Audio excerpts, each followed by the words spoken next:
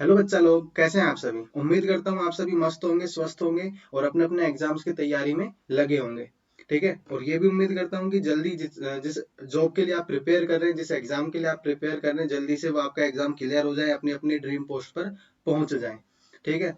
और आज जैसा कि मैंने पहले भी आपको बताया है, आज एक बार फिर बता रहा हूँ कि ऐसे आप किसी भी एग्जामिनेशन के लिए तैयारी करते हैं तो सबसे पहले आपको लास्ट ईयर एग्जाम्स के जो पेपर हैं वो सोल्व कर लेने चाहिए। उससे होता क्या है, उससे आपको एक आइडिया मिलता है कि एग्जामिनेशन क्या है, समझने का मौका मिलता है एग्जामिनेशन को, किस तरह के क्वेश्चंस पूछे जाते हैं, हमें किस डायरेक्शन में तैयारी को अपने ले जाना है।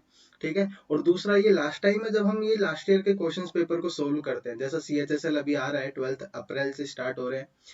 तो हमारी जो प्रिपरेशन है, एक तो उसे पूरा का पूरा क्या मिलेगा, रिवीजन हो जाएगा, क्योंकि हर शिफ्ट में सभी टॉपिक से क्वेश्चंस आएंगे, तो हमारी जो प्रिपरेशन है वो हमें पता चलेगी कि हमारा क्या लेवल चल रहा है।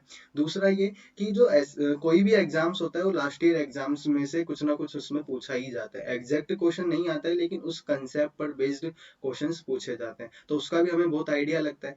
ठीक है। तो हम अपनी पूरी प्रिपरेशन को एक क्या कर सकते हैं, पॉलिश कर सकते हैं। ठीक है। एक मतलब कम से कम नहीं ना, हम 30 to 40% अपनी प्रिपरेशन को स्ट्रॉन्ग कर सकते हैं। जिन बच्चों ने भी अगर अभी तक तैयारी नहीं की थी, कुछ भी था मतलब तरीके से नहीं कर पाए थे जिस तरीके से उन्हें करना चाहिए, अगर वो लास्ट ईयर के क्वेश्चंस भी कर लेते हैं ना, तो एक बहुत बड़े लेवल पे कॉन्फिडेंस उनको मिलेगा। तो चलते हैं, आज हम 13 अक्टूबर का शिफ्ट 1 का पेपर डिस्कस करेंगे, जो कि हार्डेस्ट शिफ्ट है। ठीक है। वैसे तो हार्ड शिफ्ट में जाना एक बहुत ही अच्छी बात है। ठीक है। मतलब कि आपको सारे क्वेश्चंस फ्री, मतलब आधे से ज्यादा नंबर फ्री में मिलते हैं।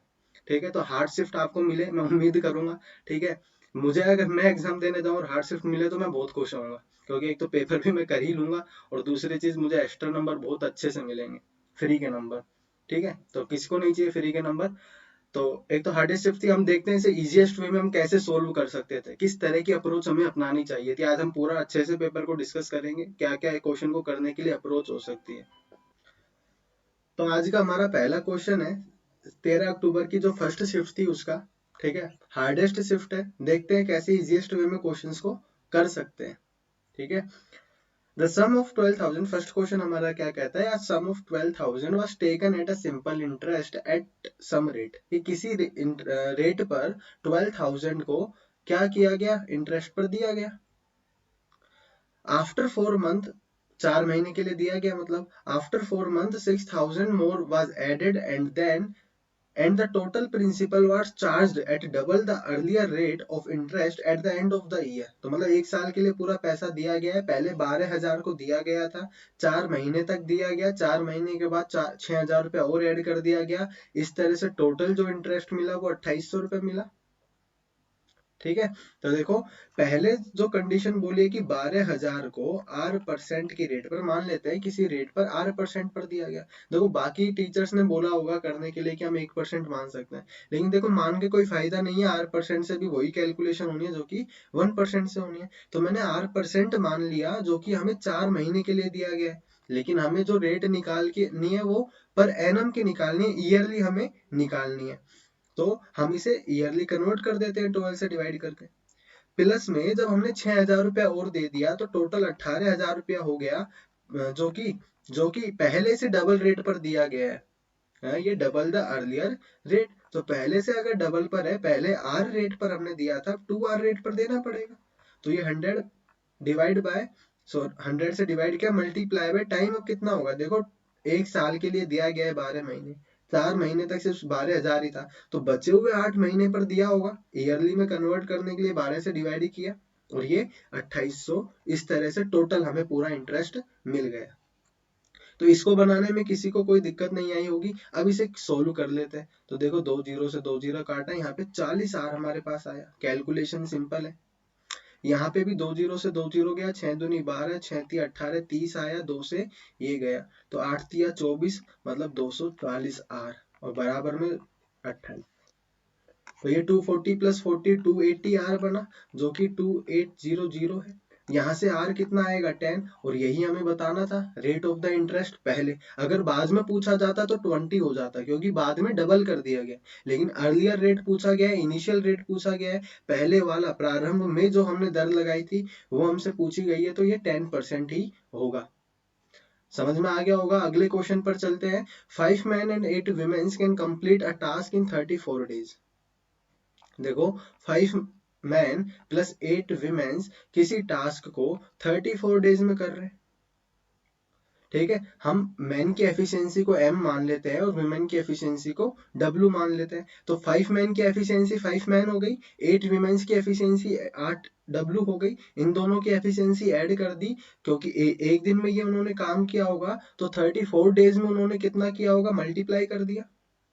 तो ये टोटल काम हो गया उनके द्वारा किया गया। बाद में बोला है कि वेयर इज, जबकि 4 मैन एंड 18 वुमेन्स, 4 आदमी और 18 महिलाएं, औरतें उसी काम को, किसी काम को नहीं, उसी काम को, क्योंकि बोला है सेम टास्क को 28 दिनों में कर देते।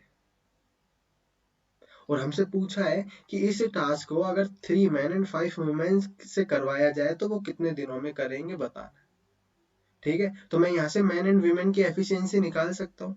कैसे निकाल सकता हूँ? ये 17 दूनी 34 होगा, ये 14 दूनी 28 होगा, 17 पंजे 85 m प्लस 8 7 56 होगा, और 8 5 13 W होगा, 14 4 जा 56 m होगा, प्लस में ये हमारे पास होगा 140 प्लस 8 चौक 32, 8 और 3 11, तो 2 5 252, तो ये 252 W होगा।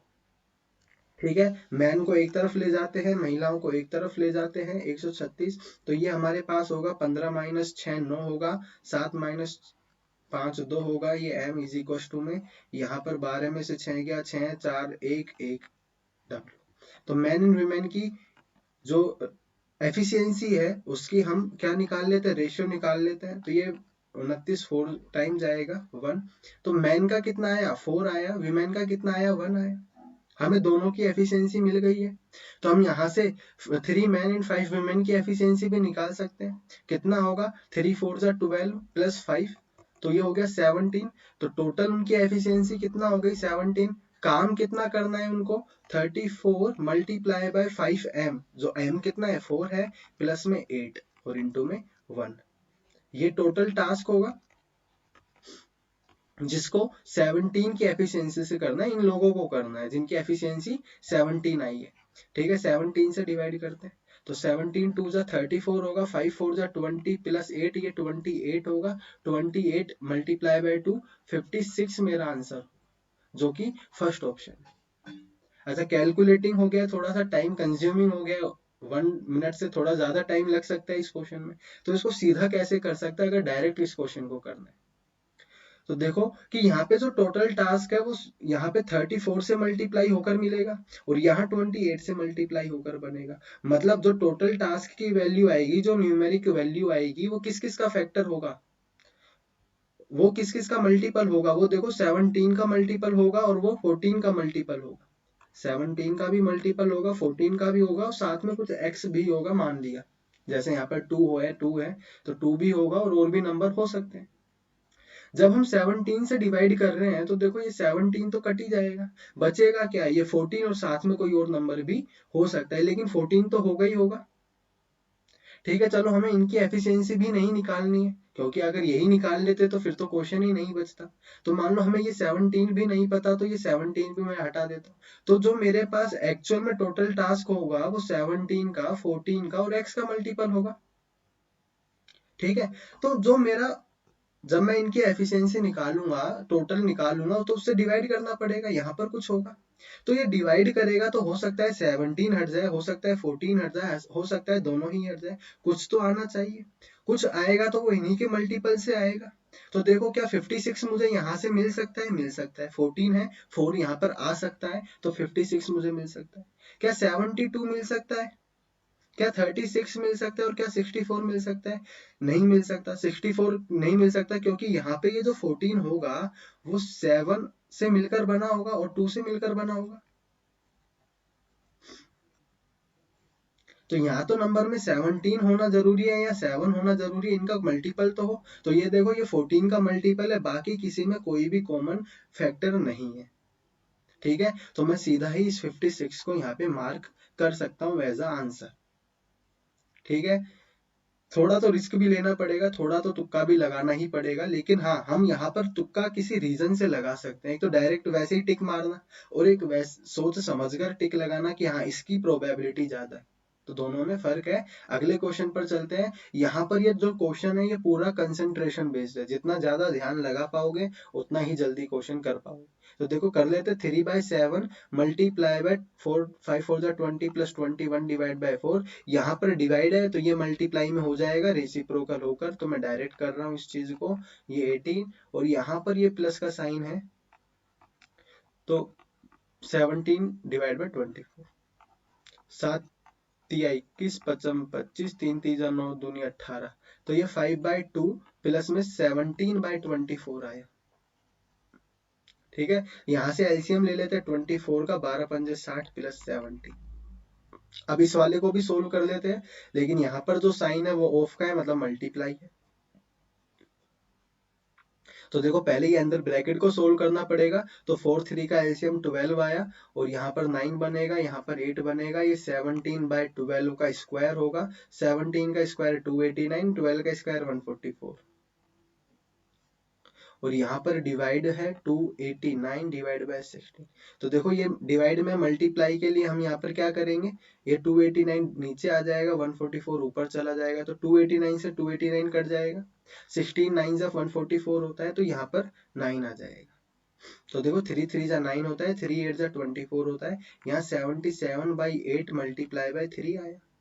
हमें चाहिए क्या, हमें 8 ए की वैल्यू चाहिए, और ये हम ए को सोल्व करने लग रहे हैं, तो इस 8 को यहाँ भगा देते हैं। तो 8a is equal to 77 multiply by 3। तो 7 3 जा 21, 7 3 जा 21 और 2 231। ये मेरा फाइनल आंसर होगा। तो जितना ज्यादा ध्यान लगा पाओगे उतना ज्यादा गलती से बच जाओगे, वरना इन सब चीजों में हम थोड़ी बहुत गलती कर देते हैं ऊपर नीचे लिखने। क्लियर है, नेक्स्ट क्वेश्चन पर चलते हैं। सामान बेच लेते हैं थोड़ा सा। Sells an item at 20% profit to B. A ने किसको बेचा, बी को बेचा। बी ने किसको बेचा, सी को बेचा। यहाँ 20% का प्रॉफिट है, यहाँ 10% का प्रॉफिट है। या तो मैं इन्हें रेशियो में कन्वर्ट कर सकता हूँ, लेकिन मैंने देखा कि सी को 1/32 में मिला है, तो यहाँ पे अगर मैं ए का 100 लेकर चलूंगा तो यहाँ 132 बन जाएगा। देखो 20% निकाला, 100 का 20 आया तो 120 हुआ। 10% 120 का निकाला तो 12 आया, 132 बना। प्लस का 12 आएगा, यहाँ 20 आएगा। तो 132 यूनिट किसको रिप्रेजेंट कर रहा है, 132,000। मतलब एक यूनिट की वैल्यू क्या होगी, 1000 होगी। तो यहाँ से ए के पास जो आइटम था उसकी कीमत कितनी हो गई, 1 लाख हो गई। Had C purchase the same item from A. अगर अब की बार सी कह रहा है कि मैं बी के थ्रू ना लेकर, क्योंकि देखो बी ने क्या किया, ए से खरीदा, सी को बेच दिया, ब्रोकर है। सी कह रहा है कि इसको हटाओ बीच में से, मीडिएटर चाहिए ही नहीं, सीधा ए से डील करूंगा इस बार में। तो उसको यही आइटम जो उसे 1,32,000 का पड़ रहा था, इस बार उसे 5% कम कीमत पर मिलेगा। किसका, 1,32,000 का। तो इसका 5% मैंने निकाला। ये कब मिलेगा, जब वो ए से सीधा खरीद लेगा, बी हटा देगा। तो देखो यहां से गया 5 दूनी 10, 5 या 15 16, 5 और 1 6, मतलब 6600 रुपए कम में मिल जाएगा उसको आइटम। किसमें, 1,32,000 में। तो देखो 6600 हटाया तो ये 6 गया, तो कर ही लेते हैं। 10 में से 6 गया 4, 11 में से 6 गया 5 और 2 1। तो 1,25,400 में इस बार सी को आइटम मिल गया सीधा ए से लेने पर। तो उसने हमसे पूछा क्या है, what profit would A have made then. तो ए को कितना फायदा हुआ, पहले तो उसे 20% का हो रहा था, मतलब 20,000 का हो रहा था। इस बार उसे कितने का हुआ, 1 लाख का आइटम उसने 1,25,400 में बेच दिया, तो 25,400 का प्रॉफिट हो गया। पहले से ये भी, ए भी फायदे में रहा और सी भी फायदे में रहा। गया तो नुकसान बी का। ठीक है, तो बीच में जो दल्ले होते हैं, ब्रोकर्स होते हैं, बहुत कम आते हैं। तो देखो अब ये हमने देखा था, ट्रिग्नोमेट्री हम पढ़ चुके हैं, और इसका डायरेक्ट रिजल्ट हमें पता है क्या है, कि हम साइन की पावर 6 थीटा प्लस कोस की पावर 6 थीटा को 1 - 3 sine square theta cos square theta लिख सकते हैं। और क्यों लिख सकते हैं, उसके लिए देखना पड़ेगा ट्रिग्नोमेट्री।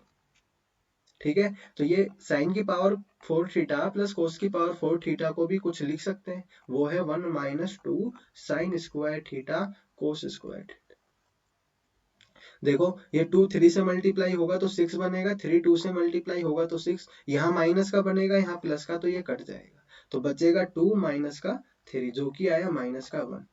तो हमारे पास जो ए की वैल्यू आई है ना वो माइनस का 1 आई है। हमसे पूछा है 3 अल्फा, तो यहाँ पे ए की वैल्यू रखने पे ये माइनस का 1 रखने से ये 2/4 बनेगा जो कि 1/2 अंडर रूट में, तो ये 1/√2 हो गया। कोस एल्फा 1/√2 है तो एल्फा की वैल्यू हम 45 डिग्री लिख सकते हैं, क्योंकि कोस 45 डिग्री ही तो 1/√2 होता है। क्लियर है? तो 3 अल्फा की वैल्यू तो इसे मल्टीप्लाई करना पड़ेगा 3 से, तो ये आएगा 135 डिग्री, और यही आंसर होगा, मानना पड़ेगा क्योंकि ऑप्शन नहीं है। नेक्स्ट क्वेश्चन पे चलते हैं। In the given figure A C D are parallel, parallel मतलब समांतर रेखाएं, हिंदी में नहीं है इसलिए बता रहा हूँ, समांतर रेखाएं होता है पैरेलल लाइन का मतलब। तो ए सी तो ए सी है और बी डी तो बी डी है, तो ये दोनों ही पैरेलल है। तो यहाँ पर एक हम पहले देख लेते हैं कि सी ए भी 38 डिग्री है, तो ये सी ए बी 2a बराबर हमारा 38 डिग्री है, तो यहाँ से a की वैल्यू क्या मिलती है, 19 डिग्री मिलती है, क्योंकि 2a अगर 38 डिग्री है तो a 19 डिग्री होगा। हमें बताना है ए बी सी, तो ए बी सी अगर हम देखते हैं तो ए बी सी, तो ये तो b के बराबर है, प्लस 5 सी बी डी ये a के बराबर है, तो हमें b प्लस 5a की वैल्यू बतानी है। तो यहाँ पर हम देखो क्या लगा सकते हैं, जब भी दो समांतर रेखाओं को तीसरी तिर्यक रेखा से when two parallel lines intersected by a transversal line then the sum of the same side interior angles, मतलब इन दोनों एंगल का जो सम होगा वो 180 डिग्री होता है, 180 डिग्री। ठीक है, और भी हो सकता है कि ये वाला एंगल इस वाले एंगल के इक्वल होगा कोरेस्पोंडिंग एंगल से, ये वाला एंगल इस एंगल के, और ये एंगल इस एंगल के इक्वल होगा। ये x है तो ये x होगा, ये y है तो ये y होगा। ये अल्टरनेटिंग इंटीरियर एंगल से होगा, ये वर्टिकल अपोजिट एंगल से भी इक्वल होंगे, और ये दोनों कोरेस्पोंडिंग एंगल से भी इक्वल होंगे। तो ये सब प्रॉपर्टीज होती है लाइन एंड एंगल की। ठीक है, तो यहाँ पर हम देखें ये दोनों समांतर रेखाएं हैं, ये थर्ड ट्रांसवर्सल लाइन है, थोड़ा सा आगे बढ़ाने पर तो 2a प्लस बी प्लस ए, 2a प्लस बी प्लस ए कितना आ जाएगा 180 degree by this theorem. Theorem क्या रूल है, तो 2a प्लस ए 3a प्लस b की वैल्यू मुझे मिल जाती है 180 डिग्री। मुझे बताना b प्लस 5 है, मतलब मुझे इसमें 2a अभी भी ऐड करना पड़ेगा, तो मैंने दोनों तरफ 2a ऐड करा, तो ये तो बन गया ba प्लस 5 है जिसकी वैल्यू मुझे चाहिए थी, और 2a की वैल्यू थी 38 डिग्री, तो यहाँ पर जब मैंने 38 डिग्री ऐड किया तो ये बना 218 डिग्री। तो ये भी हमारा फाइनल आंसर करेक्ट है, ऑप्शन नहीं है लेकिन सही है। ठीक है, समझ में आया? यहाँ पर हमने 2-3 प्रॉपर्टीज देखी। ये हमारे पास कोरिस्पोंडिंग एंगल होता है, ये इंटीरियर एंगल का सम होता है 180 डिग्री, यहाँ पर अल्टरनेटिंग इंटीरियर एंगल्स होते हैं। ठीक है, और एक जब भी दो लाइन एक दूसरे को इंटरसेक्ट करती है तो ये वर्टिकल अपोजिट एंगल्स होते हैं। ठीक है, ये इक्वल होते हैं, ये भी इक्वल होते हैं, ये भी इक्वल होते हैं, लेकिन इनका सम 180 डिग्री होता है, ये इक्वल नहीं होते। क्लियर है? नेक्स्ट क्वेश्चन पर चलते हैं। यहाँ पर आती है ट्रिग्नोमेट्री। ठीक है, और ट्रिग्नोमेट्री में क्या करना है कि इस बार हम इसको सोल्व नहीं कर सकते क्योंकि क्यूब है, करने में लगेगा टाइम। तो यहाँ पर पी एंगल को हम पुट करके सोल्व कर सकते हैं क्योंकि हमें बतानी है वैल्यू। ठीक है, और जब भी वैल्यू बतानी होती है तो हम एंगल पुट कर सकते हैं, क्योंकि सभी एंगल पर सेम ही आंसर आना चाहिए। तो हम यहाँ पे एंगल क्या ले सकते हैं, देखो 0 डिग्री ले सकते हैं, 30 डिग्री ले सकते हैं, 45 डिग्री ले सकते हैं, 60 डिग्री ले सकते हैं और 90 डिग्री। साइन की वैल्यू देखें तो 0 होती है, ये 1/2, ये 1/√2, ये √3/2 होती है और ये 1 होती है। देखो जब मैं 0 रखूंगा यहाँ पर तो देखो यहाँ पे ऑप्शन बुरा मान जाएंगे क्योंकि दोनों ही ऑप्शन करेक्ट हो जाएंगे 0 डिग्री रखने पर। तो ये दोनों कॉन्ट्राडिक्ट करेंगे, तो इससे अच्छा है कि इस ऑप्शन को लो ही मत। तो फिर 90 डिग्री भी मत लो क्योंकि यहाँ पर कोस 0 होगा, वो यहाँ पर दिक्कत करेगा, कोस भी बैठा है यहाँ पर, तो हम यहाँ पर 90 भी नहीं लेंगे और 0 भी नहीं लेंगे। हम यहाँ पर क्या ले सकते हैं 45, 30 और 60। देखो 45 लेंगे तो यहाँ पर 2 है और यहाँ 1/√2 आएगा तो √2 बच जाएगा, तो ये भी अच्छा नहीं है, तो हम इसे लेते हैं 30 डिग्री। चाहे 60 डिग्री भी ले सकते हैं, इसके डिवाइड में भी 2 है और इसके डिवाइड में भी 2 है, तो मैंने p इक्वल टू में 30 डिग्री पुट किया, तो रखने पर वैल्यू क्या मिला √3 प्लस, थोड़ा सीधा लिखते हैं, तो √3 प्लस 2 इंटू 1/2 की पावर नहीं है यहाँ पे, पावर होल पर है क्यूब। ठीक है, डिवाइड बाय 1 माइनस 2, ये होगा √3/2। क्लियर है? इसी तरह से नेक्स्ट में भी देख लेते हैं।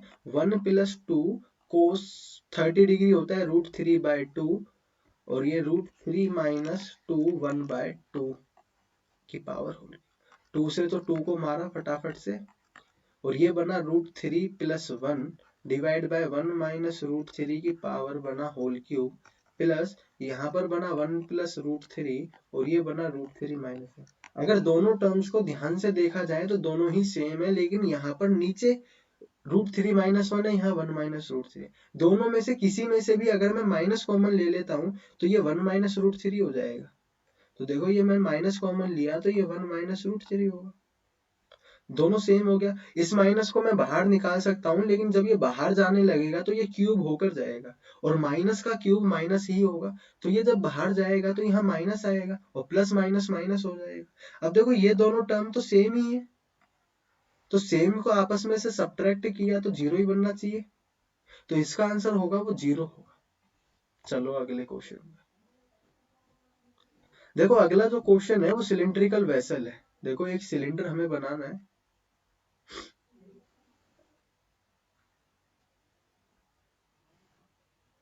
देखो एक सिलेंडर हमारे पास है जिसे बेलन बोलते हैं। एक बेलनाकार हमारे पास बर्तन है, हिंदी में नहीं है तो समझा देता हूँ। एक बेलनाकार बर्तन है जिसकी त्रिज्या रेडियस कितनी है 6 सेंटीमीटर है और जिसकी ऊंचाई मतलब की हाइट हाइट हमें कितनी है 5 सेंटीमीटर दी गई है। जिसे बनाया कैसे गया है, पिघलाकर। किसको? स्फेरिकल मेटल बोल्स को, धातु की बनी हुई गोले की बोल को पिघलाकर हमने ये बनाया है। और उस गोले की बोल की जो त्रिज्या है, जो रेडियस है वो 2 सेंटीमीटर है, सॉरी डायमीटर है। तो त्रिज्या कितनी होगी 1 सेंटीमीटर होगी। डायमीटर दिया हुआ है व्यास। तो the minimum number of balls needed, तो हमें कितनी बोल की जरूरत होगी। देखो जब भी किसी को पिघलाकर ये बनाया दूसरी शेप दी जाती है, या फिर एक में बर्तन को खाली किया जाता है दूसरे बर्तन में, या फिर कूट पीट कर पिचका कर जब बनाया जाता है तो उसमें होता है आयतन बराबर। तो दोनों का वॉल्यूम हमने बराबर करना होता है, जिसे आयतन भी हम बोल सकते हैं इस तरह के क्वेश्चन में। और आयतन हमें याद होना चाहिए, बेलन का होता है πr²h और गोले का होता है 4/3 πr³। लेकिन ये तो छोटा छोटा है, काफी सारे लगे हैं तो n से हमने इसे मल्टीप्लाई कर दिया। इसकी रेडियस हमें दी हुई थी 1, इसकी रेडियस हमें दी गई है 6, इसकी ऊंचाई दी गई है 5। पाई से पाई मरा, 6 × 6 × 5, 3 भी मल्टीप्लाई में और 4 डिवाइड में। तो ये 4 यहाँ पे 3 3 आ जाएगा, 3 3 जा 9, 9 5 जा 45, 45 3 जा 135 इज इक्वल टू n। हमें यही बताना था कि कितनी बोल लगी। हमने माना था n बोल लगी और अब n की वैल्यू आ गई है 135। मतलब 135 ऐसे छोटे गोले बोलों के हमने पिघलाकर इस बर्तन को बनाया होगा।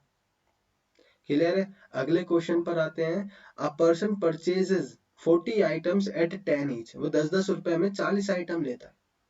ही sells a part of them at 25% profit. कुछ को वो 25% मुनाफे में बेचता है एंड रिमेनिंग एट 10% लॉस। ठीक है। Then net profit is 4%। देखो जैसे ही नेट प्रॉफिट दिया ना, एक क्वेश्चन बहुत आसान हो गया, क्योंकि हमने पढ़ा था एलिगेशन। जब भी टुकड़ों में चीजें की जाती है और टोटल का भी दिया गया हो तो उसमें लगा देते हैं हम एलिगेशन। तो देखो ये तो 25% का प्रॉफिट, ये 10% का नुकसान और ओवरऑल 4% का फायदा, है ना। तो 4% का। अब यहाँ पे लगाया एलिगेशन, तो यहाँ पे माइनस का है तो ये हो जाएगा 14, यहाँ पर ये हो जाएगा 21। रेशियो निकाल लेते हैं तो ये आएगा 7 2 जा और ये 7 3 जा। ये रेशियो किस चीज का आया मैंने बताया, उसे प्रॉफिट किस पर हो रहा होगा, वस्तु पर हो रहा होगा, आइटम पर हो रहा होगा। तो ये नंबर ऑफ आइटम्स होंगे। तो टोटल आइटम अगर 5 यूनिट है, लेकिन हमें बताया है कि 40 आइटम खरीदे उसने, तो 1 यूनिट की वैल्यू कितनी होगी 8 होगी। तो यहां से ये तो हो जाएगा 16 और ये हो जाएगा 24। तो हमसे पूछा क्या गया है, the number of items he sold at loss. उसने नुकसान में कितना आइटम बेचे, तो नुकसान में तो उसने 24 आइटम बेचे। यही हमारा फाइनल होगा, जो कि सेकंड ऑप्शन। क्लियर है? नेक्स्ट क्वेश्चन पर चलते हैं कि इस फिगर में हमें बताना है एबीसी 95 डिग्री है, ABC 95 degree, F E D ये है 115 degree, 115 degree. Not to scale, कि यहाँ इस फिगर में नाप नहीं सकते, then angle APC is equal to, तो APC हमें ये वाला एंगल बताना है। देखो हमें जब भी इस तरह का क्वेश्चन दिया जाए सर्किल वर्किल का, तो देखो सर्किल में होता क्या है कि जब भी कॉमन आर्क से एंगल बनाए जाते हैं ना, जैसे मान लो कि एक ऐसे बना दिया, एक इस तरह का बना दिया, तो ये जब भी कॉमन आर्क से, एक ही आर्क से बनाए जाते हैं, तो ये दोनों कोण बराबर होते हैं। ठीक है, अगर डायमीटर से बनाया गया तो ये 90 डिग्री का होगा, ये 90 डिग्री का होगा। ठीक है, तो इस तरह के, और ये वाला जो कोण होगा, और यही अगर सेंटर पे बना होता कोण, मान लो ये वाला कोण, तो अगर ये थीटा है तो ये 2 थीटा होगा, ये 90 डिग्री का। तो इस तरह की थ्योरम है, लेकिन यहाँ पे किसी भी थ्योरम को हम यूज नहीं ले सकते, क्योंकि कोई भी कोण सेम आर्क से बन ही नहीं रहा है। देखो 95 को देखो, तो इस आर्क से ये इस ए और सी आर्क पर बन रहा है, तो ए सी आर्क पर कोई और कोण ही नहीं बन रहा है। 115 को देखें तो ये एफ डी आर्क पर बन रहा है, इस आर्क पर और कोई एंगल ही नहीं है, और वो सर्किल पर ही बनना चाहिए। अब ऐसा नहीं कि पी बन रहा होगा, पी पर बन रहा होगा, तो पी तो हमारा सेंटर में कहीं है।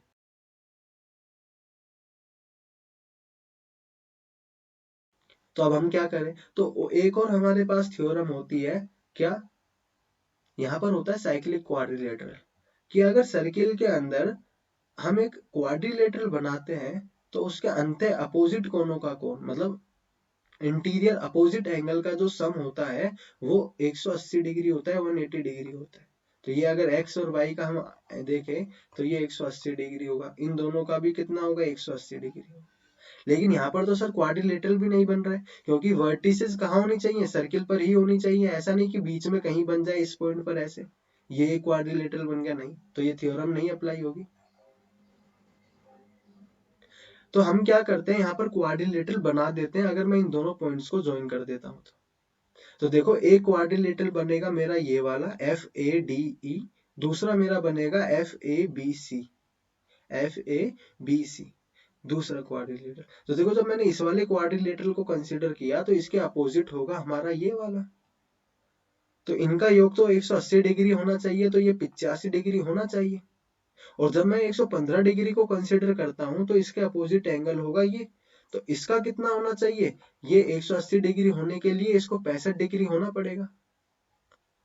अब यहां से एक और थ्योरम हमें काम आती है, कि अगर किसी त्रिभुज में, अगर किसी ट्राइंगल में हमें दो एंगल दिए हुए हैं, मान लो ये x है और ये y है, तो ये जो अपोजिट एंगल होगा, एक्सटीरियर एंगल, ये अपोजिट एंगल का एक्सटीरियर एंगल जो होगा, वो इन दोनों के योग के बराबर होगा, दोनों के सम के बराबर होगा। ठीक है, कोई भी एक्सटीरियर एंगल इक्वल होता है इंटीरियर अपोजिट एंगल्स के। तो देखो इसका इंटीरियर एंगल ये वाला, और इसके अपोजिट एंगल, तो ये दोनों के अपोजिट के सम के इक्वल होगा, तो ये x प्लस वाई के इक्वल होगा। तो यहाँ पर मैं देखूं, तो देखो यहाँ पर कहाँ ये हम इस थ्योरम को लगा सकते हैं, ये ट्राइंगल है, और इस ट्राइंगल में ये हमारा एक्सटीरियर एंगल बन रहा है, और यही एंगल हमें चाहिए था, तो ये इसके इंटीरियर, मतलब इस एंगल के अपोजिट जो एंगल होंगे उनके सम के इक्वल होगा।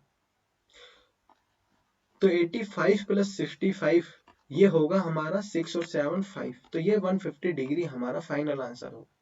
तो यहाँ हमने दो तीन थ्योरम समझी, सर्किल के लिए भी और ट्राइंगल के लिए भी, तो ये बाद में काम आ सकती हैं, तो इन सब चीजों को नोट कर लेना, एग्जाम्स में पूछी जा सकती है, और ये रेगुलर इन पर क्वेश्चंस पूछे जाते हैं।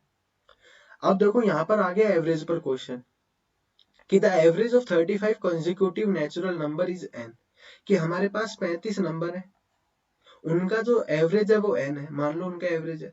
पहले तो एक चीज हम समझते हैं एवरेज नंबर के लिए, कि अगर हमें कभी भी कंसेक्यूटिव नंबर दिए गए, देखो 1 2 3 4 5 6 अगर मैं ले लेता हूँ, तो देखो ये कितने नंबर है, 6 नंबर है, और ये इवन नंबर है, टोटल नंबर ऑफ नंबर्स कितने हैं, इवन नंबर है, 6 है ना। तो ये क्या, ये कंसेक्यूटिव है, कंसेक्यूटिव है, तो कभी भी कंसेक्यूटिव नंबर दिए गए हो, तो उनका जो एवरेज होगा वो उनका मिडिल नंबर होगा। तो यहाँ 6 नंबर है, तो इनका मिडिल नंबर होगा 3 और 4 के बीच में। ठीक है, लेकिन यहाँ पर 35 का हमें बोला है, तो होना चाहिए ओड नंबर, तो मैंने ओड नंबर ये बनाया। अब इनका एवरेज क्या होगा, 3, इनका मिडिल नंबर। यहाँ पर वो कह रहा है कि dropping the first 10 numbers and including the next 10 numbers, the average is changed to m। जब मैंने पहले कुछ नंबर को हटाकर बाद में अगर मैं कुछ नंबर्स को कंसीडर कर लेता हूँ, टर्म्स मुझे 35 ही रखनी है, लेकिन मैंने किया क्या, ये पहले वाली टर्म को तो हटा दिया और बाद में नेक्स्ट वाली टर्म जो आ रही थी उसको ले लिया। तो अब एवरेज क्या हो जाएगा, एवरेज क्या हो जाएगा, देखो ये 5 टर्म्स होंगी और इनकी मिडिल टर्म क्या है 4 है, तो ये भी +1 से इंक्रीज हो गया कि नहीं हो गया। अगर मैं 2 टर्म्स को हटाता और यहाँ पे 2 टर्म्स में कंसिडर करता तो मेरा जो एवरेज है वो भी 2 नंबर से इंक्रीज हो जाता, तो वो अब हो जाता 5।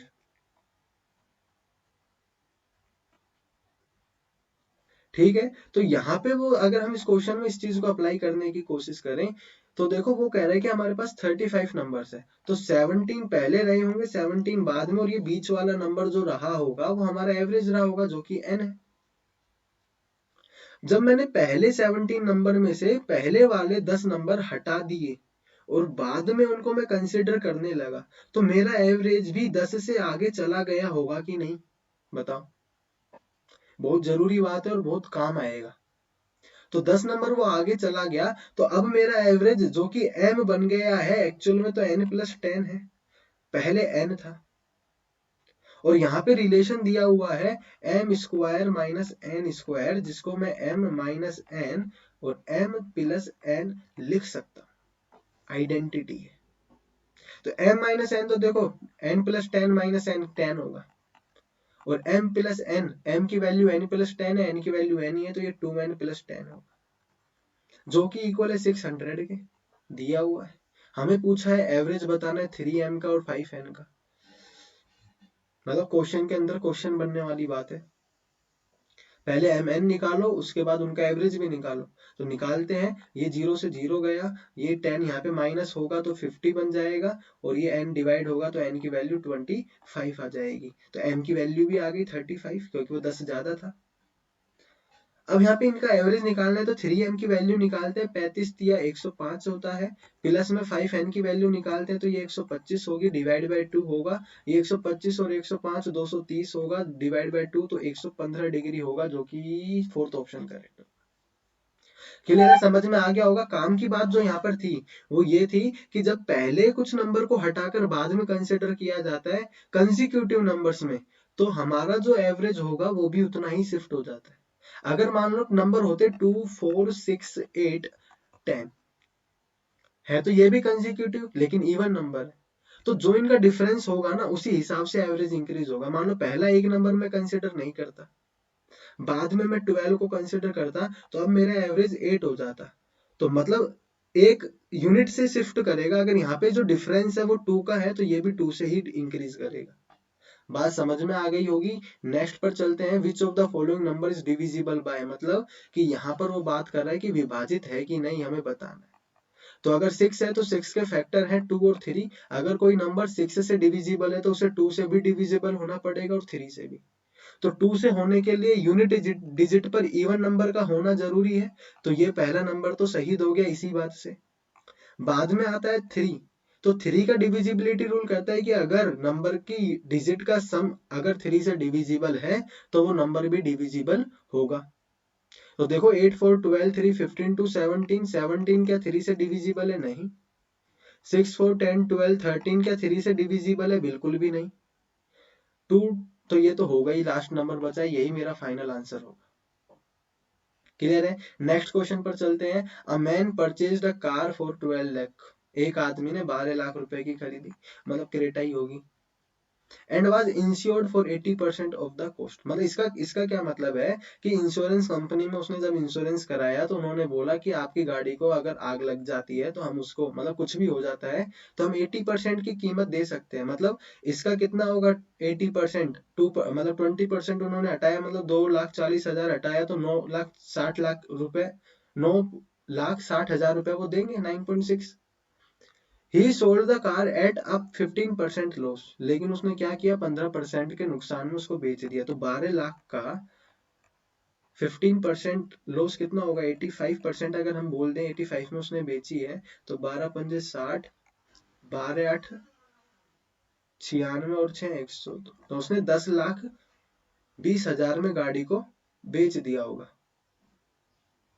ठीक है, 10,20,000 में उसने गाड़ी को बेच दिया होगा। आगे पढ़ते हैं, but had not yet delivered it to the buyer, लेकिन उसने अभी बेचा नहीं है। OLX पे बेचा, तो अभी लेने नहीं आया है, तो पेमेंट नहीं हुआ है when he met with an accident, लेकिन इतने में ही उसका क्या हो गया, एक्सीडेंट हो गया। After the accident the car was damaged a lot and the insurance company paid 90% of the insured amount. देखो इंश्योर्ड अमाउंट का उन्होंने 90% दिया है, तो इंश्योर्ड अमाउंट तो कितना था, 9,60,000, या फिर निकाल भी सकते हैं, देखो 12 लाख का 80%, और इसका भी 90% ही उन्होंने दिया है, तो ये तो आया 9,60,000, और इसका भी उन्होंने 90% अगर दिया है, तो 9 6 54, 9 नाम 81 और 5 86, तो 8,64,000 रुपया ही उन्होंने दिया है। तो पूछा है the net difference in the two transaction, इन दोनों में, या फिर वो ऐसे भी पूछ सकते थे कि उसे नुकसान कितने का हो गया। देखो अगर उसने कार बेची थी, अगर वो पहले ही पहुंचा देता तो 10,20,000 उसे मिल जाते, लेकिन उसने क्या किया, एक्सीडेंट कर दिया, ठीक है, और एक्सीडेंट हुआ तो उसे 8,64,000 ही इंश्योरेंस कंपनी ने दिए, तो 10,20,000 मिल सकते थे, लेकिन मिला 8,64,000, तो उसे कितना नहीं मिला, तो उसे नहीं मिला 6,5,1, 1,56,000 नहीं मिला, इसका उसे हो गया नुकसान।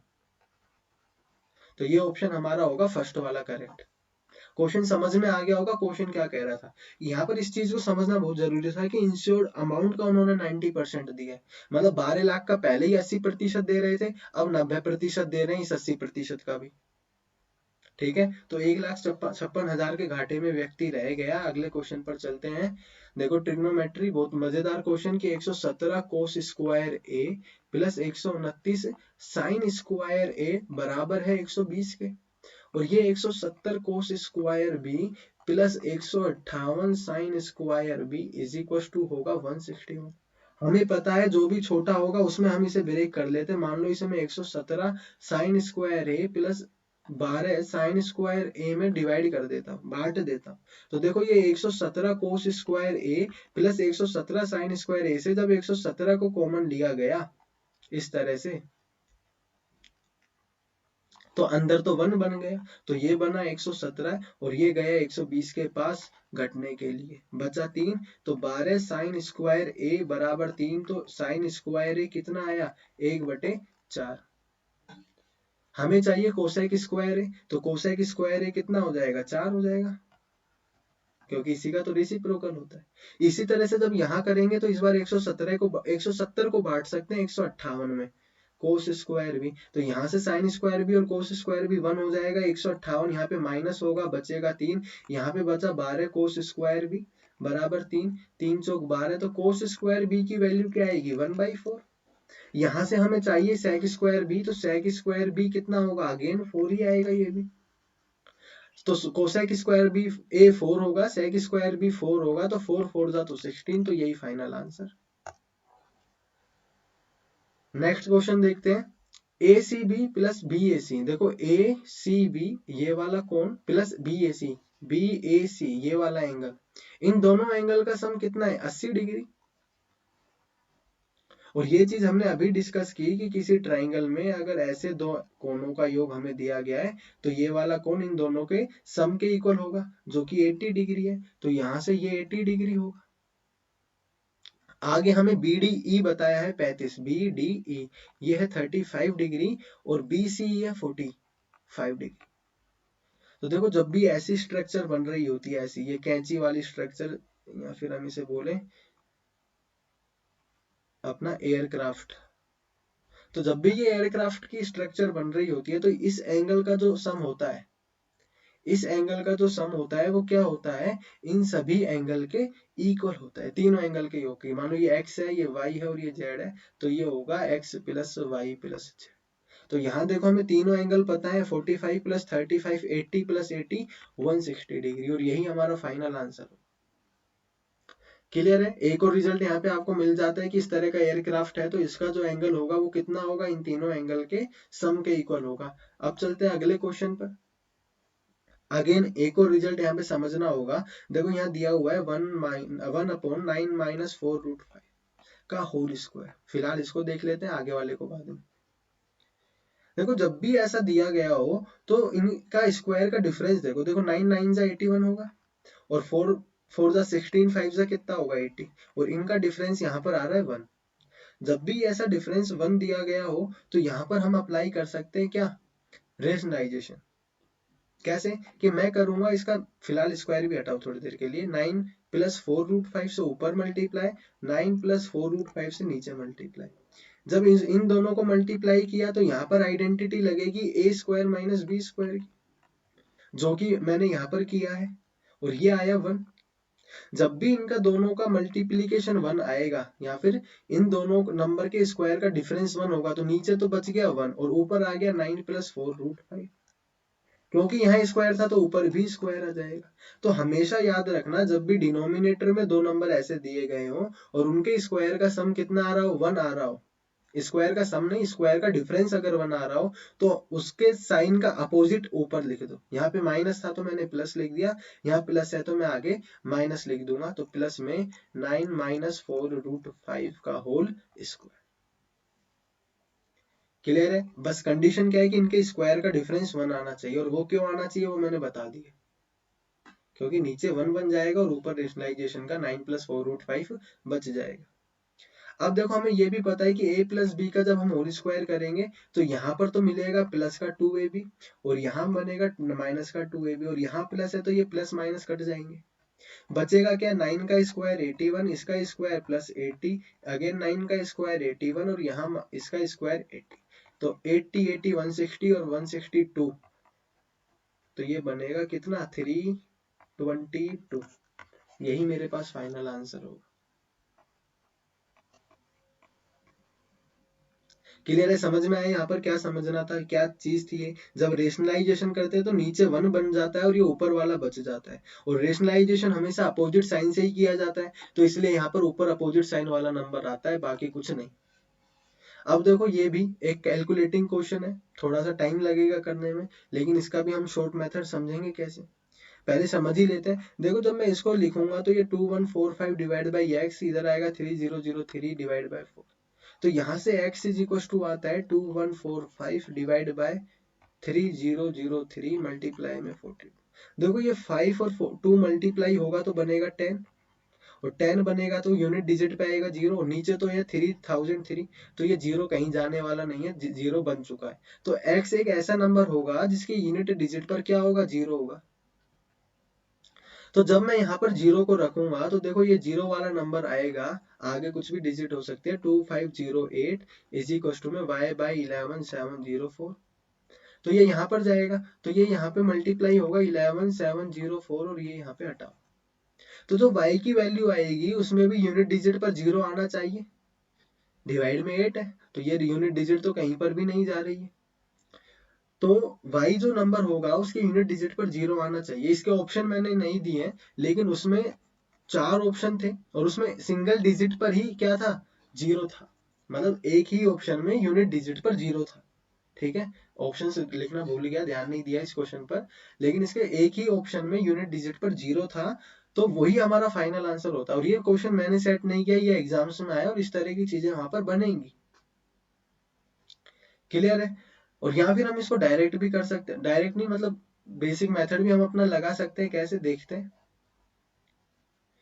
देखो जब हमने यहाँ पर 42 से मल्टीप्लाई किया, नीचे आया 3003, तो ये देखो 3 से कैंसिल आउट हुआ, 3 7 जा 21, 3 1 जा 1, 3 5 जा 15, ये 7 से ये 6 टाइम जाएगा, 7 1 जा 7, 7 3 जा 7 4 जा 28 और 7 3 जा, इसको जब 5 से मल्टीप्लाई करेंगे तो यही बनेगा, 5 टाइम ये जाएगा 5 और 5 6 जा 30, तो x की वैल्यू यहाँ पर जो आती है वो कितनी आती है, 30 आती है। तो देखो यूनिट डिजिट पर हमें 0 मिल रहा है, जब मैंने ये 30 यहाँ पर रखा, ये 2508 इज इक्वल टू में y बाई 11704, तो देखो ये कैंसिल आउट हो जाएगा, 3 से 3 8 जा 4 24, 3 3 जा 9, 3 6 जा 18, तो ये ऊपर 10 आया, इधर जाएगा 11704। ठीक है, इसे काटा पीटी मचा लेंगे, देखो फिलहाल तो ऊपर 0 है और ये इससे कैंसिल आउट हो रहा है। ठीक है, तो ये आंसर इसका जो आएगा यूनिट डिजिट में 0 आएगा, वो एक ही ऑप्शन हमारे पास होगा और वही फाइनल आंसर होगा। ठीक है, सोल्व कर लेते थोड़ा सा, ऐसे नहीं छोड़ते। तो ये क्या आ रहा है यहाँ पे,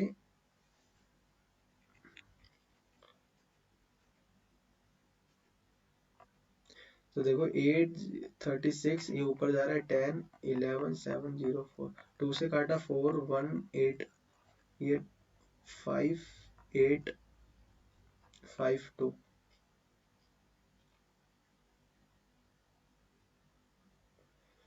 2 0 9, 2 2 जा 4, 2 9 18, 2 2 जा 4, 2 6 जा 12, ये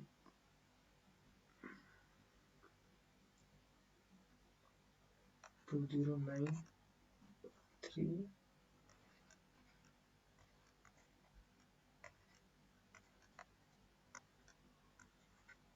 तो ये आ जाएगा 140 और ये इसका फाइनल आंसर होगा। देखो ये डिवाइड जब भी करो ना, थोड़ा सा इस चीज का ध्यान रखा करो। यहाँ से एक चीज हम समझ सकते हैं,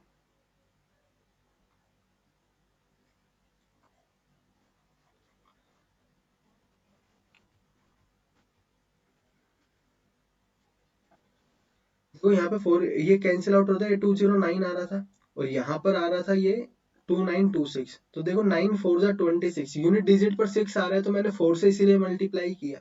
ठीक है, तो इसलिए ये 836 ये कैंसिल आउट इससे हो रहा था, तो ये 14 आंसर आ जाएगा। ठीक है, और ये 10 से मल्टीप्लाई हो रहा है तो ये बन गया 140। क्लियर है, तो ये थोड़ा सा कैलकुलेटिंग है, इसलिए डायरेक्ट करना बताया कि यूनिट डिजिट पर जीरो है। यहाँ से भी आप डायरेक्ट इस चीज को कर सकते हो और एक ही ऑप्शन में यूनिट डिजिट पर जीरो भी है और यहाँ पर भी यूनिट डिजिट पर जीरो आ रहा है। देखो अलजेब्रा का क्वेश्चन है, इक्वेशंस बनेंगी यहाँ पर। देखो ये दोनों वैल्यू इक्वल है तो यहाँ पर बेस इक्वल होना चाहिए, तो बेस इक्वल बना लेते हैं। 8z माइनस सॉरी ये 2 की पावर क्यूब हो जाएगा, 2 की पावर क्यूब, तो 8z माइनस 5 पावर की पावर अगर है तो वहां मल्टीप्लाई हो जाता है। तो देखो ये बेस तो 2 है और ये यहाँ पर 3 मल्टीप्लाई हो जाएगा, तो ये x plus y minus 2z equal आएगा 8 3 जा 24z माइनस 15 माइनस 3y के। इसी तरह से यहां से हम कर सकते हैं 4y माइनस 6z इक्वल आएगा, ये 5 का स्क्वायर बनेगा तो 2y प्लस 2z। यहाँ पर देख सकते हैं 4x माइनस 3z इक्वल आएगा किसके, 3 3 जा 9 होता है तो 2x प्लस 2z। क्लियर है, तो यहाँ से देखो कि चलो इसे तो छोड़ दें, यहाँ पे बना सकते हैं 2y यहाँ पर जाएगा तो ये 2y बचेगा, ये इधर आएगा तो 8z, तो y बाई z कितना आया 4/1 और यहाँ से x इधर गया 2x और ये वहां पर गया तो 5z, तो x z का रेशियो आया 5:2। तो यहाँ से x y z का तीनों का रेशियो अगर निकाले तो y अगर 4 है तो z 1 है, x अगर 5 है तो z 2 है, लेकिन z दोनों में कॉमन है तो इक्वल तो होना चाहिए, तो 2 से मल्टीप्लाई किया 5 8 2, तो इनका जो रेशियो आया 5:8:2 आया। क्लियर है, अब ये इस इक्वेशन में सेटिस्फाई करना चाहिए, तो देखो 5 प्लस, यहाँ तो हम कोई वेरिएबल साथ में लेकर रखे 5x कोई कोफिशिएंट, ठीक है, तो उसकी वैल्यू आ जाएगी, वरना सीधा भी रख सकते हैं 8 माइनस 4 बराबर 24 दूनी 48 माइनस 15 माइनस 3 8 24, तो ये तो 24 24 माइनस 15 9, तो यहाँ तो आया 9 और ये 1 और ये भी 9, मतलब ये एक्चुअल वैल्यूज ही होंगी। ठीक है, तो यहाँ से अगर वेरिएबल लेकर चलते तो उस वेरिएबल की वैल्यू 1 आ जाती। तो यहाँ से हम क्या निकाल सकते हैं, इसकी वैल्यू निकाल सकते हैं। तो देखो 2x हमें निकालना है, 2x plus 3y plus 5z, तो x की वैल्यू 5 तो 10, 3y 3 8 जा 24 प्लस 5 2 जा 10, तो 10 20 और ये 44 हमारा फाइनल आंसर। देखो इन दिस गिवन फिगर, इस क्वेश्चन में दिया हुआ है कि AD is bisector angle CAB की। ये जो CAB एंगल है ना, AD बाइसेक्टर, इसको 2 इक्वल पार्ट्स में डिवाइड कर रही है। BD is bisector of angle CBF, और ये जो BD है वो CBF की बाइसेक्टर है। If the angle at C is 34 degree, जो C पर जो एंगल है वो 34 डिग्री का है। देखो एक थ्योरम हमारे पास होती है, अगेन थ्योरम, कितनी सारी थ्योरम है, लेकिन है जियोमेट्री में थ्योरम है, डायरेक्ट रिजल्ट्स होते हैं। देखो जब भी इस एंगल के बाइसेक्टर और इस एंगल के बाइसेक्टर, किसी ट्राइंगल के एक एंगल के इंटीरियर एंगल्स का बाइसेक्टर, एक एंगल के बाइसेक्टर और उसके अपोजिट जो एंगल है उसके किसी का एक्सटीरियर एंगल का बाइसेक्टर, दोनों को ज्वाइन किया जाता है, तो जो ये एंगल होता है, मान लो ये थीटा है, तो ये कितना होगा, θ/2 होगा। बहुत ही फेमस थ्योरम ये, ठीक है, और यहाँ पर सीधा पूछ लिया तो ये 17 में इसका आंसर लिख सकता हूँ, देखते हैं। अब ये आ गया क्वेश्चन और ये बहुत खतरनाक, ठीक है। इस ये क्वेश्चन वैसे तो अगर मैं a इज इक्वल टू 7 को कंसिडर करूँ तो होगा ही नहीं, होगा बहुत टाइम लगेगा, तो छोड़ देना चाहिए ऐसे क्वेश्चन को। लेकिन यहाँ पर हम इसे 2-3 अप्रोच से कर सकते हैं। पहला एलजेब्रा की अप्रोच, इसमें क्या हम इस वेरिएबल की वैल्यू अपनी तरफ से रख देते, पावर ऊट पटाएंगे तो इसलिए एक ही वैल्यू 1 रखो। तो देखो ये 1 बनेगा, ये 2 बनेगा, ये 3 बनेगा, ये 2 बनेगा, ये 1, यहाँ 1 बनेगा, यहाँ 2 बनेगा और ये 1। तो देखो 1 + 1 2, 2 - 2 तो 0, ये पूरा तो 0 बन गया। यहाँ पर ये 1 बनेगा, 1 - 2 तो ये -1 और बाहर माइनस है तो ये प्लस का 1, और यही फाइनल आंसर आएगा। ठीक है। और अगर ऐसा भी नहीं करना है तो देखो एक तुक्का खेल सकते हो, ऐसा तो बेस्ट मेथड करने का यही है। दूसरी चीज हम यहाँ पे क्या कर सकते हैं, देखो जब भी ये टर्म देखो इन तीनों से मल्टीप्लाई होगी, ये वाली भी इन तीनों से होगी, तो ये सभी तीनों से मल्टीप्लाई होंगी, तो यहाँ पे सभी वेरिएबल टर्म्स मिलेंगी। और यहाँ पे जो क्वेश्चन है वो न्यूमेरिक है, लेकिन न्यूमेरिक का कोई मतलब नहीं है क्योंकि यहाँ पे एक ही वैल्यू दी हुई है। तो देखो जब भी इस तरह का जो क्वेश्चन होता है मैक्सिमम केस यही बनते हैं कि सारे वेरिएबल एक दूसरे से कट जाते हैं, तो यहाँ पर जो बचेगी वो न्यूमेरिक टर्म ही बचेगी। तो न्यूमेरिक टर्म के लिए देखो कौन सी बनेगी, ये सब तो वेरिएबल लेकर आएंगी, ये 1 है, इसके उम्मीद लगा सकते हैं हम कि ये कुछ न्यूमेरिकल टर्म छोड़ सके। तो देखो जब ये इससे a की पावर 1/3 से मल्टीप्लाई होगा तो a की पावर 1/3, ये इससे मल्टीप्लाई होगा तो 2a 1/6, और ये जब 1 1 से मल्टीप्लाई होगा तो हमें न्यूमेरिक टर्म ये मिलेगी, ये तो कट जाएंगे, बचेगा तो सिर्फ ये 1। ठीक है। तो जो फाइनल आंसर होगा तब भी 1 ही होगा। ठीक है। बाकी इसमें हम क्या कर सकते हैं, a को एक ऐसा वेरिएबल मान सकते हैं जो 2/3 को सोल्व कर सके, जैसे क्यूब मान लेते हैं, x3। ठीक है। तो आसान हो जाएगा करना, अगर x3 मान लेते हैं तो फिर हम यहाँ से क्या निकाल सकते हैं, इन सभी की पावर निकाल सकते हैं।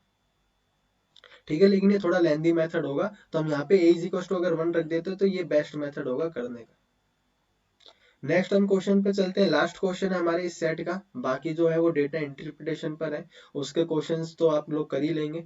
ठीक है, वरना उन सबको एक साथ हम डिस्कस करेंगे। तो देखो ये कह रहा है कि जो रेलवे स्टेशन है उनके बीच का जो डिस्टेंस है वो 176 है।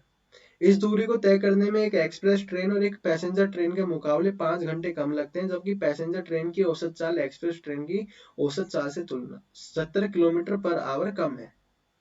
इस यात्रा को पूरा करने में पैसेंजर ट्रेन द्वारा लिए जाने वाले समय की गणना करें, तो पैसेंजर ट्रेन का हमें टाइम चाहिए। तो देखो ये क्वेश्चन बस इस वजह से ज्यादा परेशान करने वाला बन जाता है क्योंकि यहाँ पर हमसे पूछ लिया है समय, टाइम। अगर हमसे यहाँ स्पीड पूछा जाता तो ये बहुत अच्छा क्वेश्चन था। क्यों?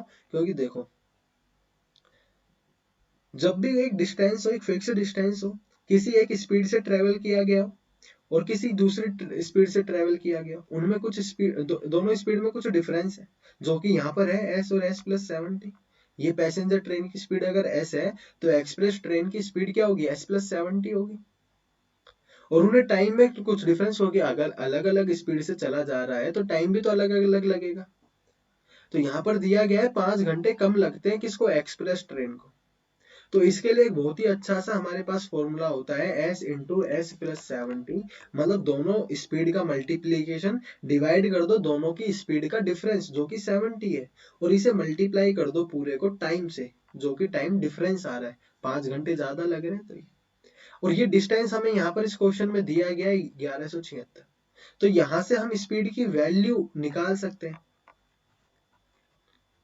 अगर इतनी कैलकुलेशन आती है। तो देखो यहाँ तो क्वाड्रेटिक इक्वेशन बनेगी, इसलिए मैं ये कह रहा था अगर यहाँ पे हमें स्पीड पूछी होती ना तो यहाँ पे चारों ऑप्शन हमारे स्पीड के होते, और वो ऑप्शन में यहाँ पर 1 बाय 1 पुट करता, जो सेटिस्फाई कर जाता वही मेरा आंसर होता। लेकिन यहाँ पर पूछा है टाइम, तो अब टाइम का क्या करें, ये तो हमसे सोल्व होगा नहीं, और होगा भी तो बहुत टाइम लगेगा, इससे अच्छा मैं इसे छोड़ दूंगा, बिल्कुल इसे छोड़ देना ही ज्यादा सही रहेगा, वरना 2-2.5 मिनट जिसमें हम 5 से 10 क्वेश्चन जीएस के कर सकते हैं। ठीक है। तो इसलिए इस क्वेश्चन को नहीं करना, लेकिन इसे करने का दूसरा तरीका हमारे पास है। अगर स्पीड नहीं पूछा तो क्या हो गया, टाइम तो पूछा है, तो टाइम स्पीड के फॉर्म में हम निकाल सकते हैं डिस्टेंस अपॉन स्पीड, और डिस्टेंस हमें दिया हुआ है 1176, स्पीड से हम डिवाइड कर देंगे और स्पीड हमारे पास जो होगी वो कुछ ना कुछ तो रही होगी यहां से। अब एक चीज अगर हम समझे कि जो टाइम निकल कर आएगा वो 1176 का फैक्टर ही तो होगा, क्योंकि कोई भी टाइम, इन चारों टाइम में अगर मैं देखूं तो कोई भी ऑप्शन डेसिमल में नहीं है, और डेसिमल में नहीं है तो एक बहुत अच्छी बात ये है, इसका मतलब स्पीड इसे कंप्लीट डिवाइड कर रही होगी, क्योंकि टाइम निकला होगा तो ऐसे ही निकला होगा डिस्टेंस को स्पीड से डिवाइड करके, और डिस्टेंस हमारे पास यही है 1176। तो जब मैंने स्पीड से डिवाइड किया होगा तो ये कंप्लीट डिवाइड हुआ होगा और कोई इसका फैक्टर निकल कर आया होगा। तो 1176 के क्या क्या फैक्टर हो सकते हैं ये मुझे देखने। तो देखो 1176 के फैक्टर 4 दूनी 8 और चौक 36 और 4 चौक 16, 2 एकम 2, 2 चौक 8, 2 7 14, तो 7 दूनी 14, 7 एकम 7, 7 तिया 21 और 3। तो ये मेरे पास फैक्टर आ जाते हैं 4 2 7 7 और 3। इसको जब मैं स्पीड से डिवाइड करने जाऊंगा तो कुछ इसमें से कट भी जाएगा। तो मुझे देखना इन चारों ऑप्शन में से कौन कौन से ऑप्शन पॉसिबल है यहाँ से बनना। अगर एक से ज्यादा बनेंगे तो मुझे फिर इसे ही सोल्व करना पड़ेगा। तो देखो क्या 17 बन सकता है? 17 तो प्राइम नंबर में, इसमें कोई फैक्टर ही नहीं है, कैंसिल हो जाएगा। क्या 23? ये भी प्राइम नंबर और इसमें कोई है ही नहीं फैक्टर ऐसा 23 या उसका मल्टीपल। बचते हैं तो 18 और 12। तो देखो 18 नहीं बन सकता, क्योंकि 18 के लिए बनना जरूरी था किसको? 9 को। तो यहाँ पर सिर्फ एक ही 3 है, 2 3 होते तो 18 बन सकता था, तो 18 भी नहीं बनेगा, बनेगा 12। और 12 बन सकता है 3 4 जा 12। तो हो सकता है कि स्पीड हमारी 7 7 49 और मल्टीप्लाई बाय 2 98 रखकर देख लेते हैं यहाँ पे 98। लेकिन हमसे पूछा है, ठीक है पैसेंजर की स्पीड है ना, तो 98 प्लस 70, तो ये 14। और ये इसे ऐड किया जब 8 7 और 9 कितना आएगा? 168 मल्टीप्लाई बाई 98। तो ये 14 एकम 14, 14 दूनी 28 और ये 12 से तो कट रहा है, ठीक है। तो ये देखो कैलकुलेशन, ये 12 98 और इसको 11 76 हमने फैक्टर किए थे, यही बन रहे थे 98 मल्टीप्लाई बाई 12। तो इसका मतलब ये सेटिस्फाई कर रहा है हमारा 12 ऑप्शन। तो इस तरह से भी इस क्वेश्चन को हम कर सकते हैं, ठीक है। अगर यहाँ पे समय स्पीड पूछा होता तो वेल एंड गुड, इससे तो अच्छा हो ही नहीं सकता था, हम डायरेक्ट यहाँ से स्पीड 1 बाय 1 पुट करके सोल्व कर लेते। लेकिन दिक्कत क्या है, यहाँ पे उसने समय पूछ लिया, लेकिन समय को स्पीड की फॉर्म में तो हम निकाल सकते हैं, ठीक है। तो यहाँ तक आज हमने कुछ नई चीजें भी समझी, कुछ अच्छे तरीके से क्वेश्चंस को करना, और ये हमारी हार्डेस्ट शिफ्ट थी, ठीक है, जिसको हमने इजीली कर लिया, ज्यादा दिक्कत नहीं आई। एक आधे क्वेश्चन में थोड़ी बहुत प्रॉब्लम थी, लेकिन उसके लिए भी मैंने आपको तरीका बताया कि किस तरह से हम उन्हें इजी कर सकते हैं, ठीक है। घबराना नहीं है। पहली बात तो आप हार्डेस्ट शिफ्ट में हो, तो यही आपके लिए बहुत अच्छी बात है, ठीक है। अगर 2 4 क्वेश्चन छोड़ भी दोगे तो उसका बेनिफिट आपको नॉर्मलाइजेशन में मिल जाएगा, और उसी का नहीं बहुत ज्यादा बेनिफिट आपको मिलेगा, ठीक है। तो घबराना नहीं है, हार्डेस्ट शिफ्ट आ जाती है तो आपको बिल्कुल शांति से पेशेंस में आके जितने ज्यादा से ज्यादा क्वेश्चन हो सकते हैं तसल्ली पूर्वक उतने आपको करना है, बाकी का काम नॉर्मलाइजेशन आपके लिए कर देगा, ठीक है। तो आज के लिए इतना ही था वीडियो में। नेक्स्ट वीडियो में मिलेंगे कुछ नए कंसेप्ट के साथ, और नए CHSL का नेक्स्ट पेपर हम कंसिडर करेंगे, ठीक है। जब तक हमारा CHSL का एग्जाम है तब तक हम लास्ट ईयर के क्वेश्चंस भी साथ साथ लेंगे। दूसरा ये है कि हम 50+ वीडियोस कवर कर चुके हैं अपने चैनल में, तो हाफ सेंचुरी के लिए अब कुछ नया सरप्राइज हम प्लान कर रहे हैं। तो नेक्स्ट वीडियो में हम बताएंगे कि क्या सरप्राइज है, क्या अच्छी बात है, जो कि CGL स्टूडेंट्स के लिए बहुत अच्छा रहेगा, या फिर उन सभी स्टूडेंट्स के लिए जो अपना मैथमेटिक्स अच्छा करना चाहते हैं, मैथमेटिक्स को बिल्कुल बेसिक से समझना चाहते हैं, कि कभी भी उन्हें किसी भी टॉपिक में कोई प्रॉब्लम ना हो, तो उनके लिए बहुत अच्छा रहेगा। तो बने रहिए क्या सरप्राइज है जानने के लिए नेक्स्ट वीडियो में। तब तक के लिए वीडियो को लाइक शेयर एंड सब्सक्राइब कर दीजिए।